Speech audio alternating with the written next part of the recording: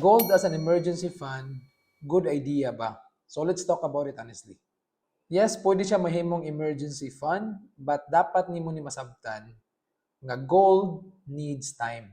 Dili na pasabot nga kung imo paliton karon and then in the next day or next month ibaligya nimo mamahal dayon.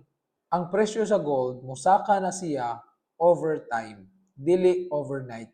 Kung naa kay emergency karon like hospitals, accident, or na-stop imong income, kinahanglan pa nimo ibaligya ang gold. So meaning mangita pa ka og buyer, maghuwat pa ka, and then emergencies don't wait.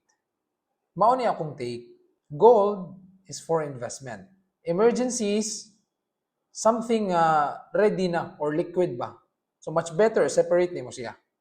Kung naa na kay emergency fund in a form of liquidity or cash or insurance, so meaning naa na kay safety net just in case emergency arrives. Kung imong gold investment, mutubo siya properly. No, dili ka mapugos og baligya on the wrong time. So mo na gitawag na to nga diversification. I-diversify na to. You don't lay egg in one basket.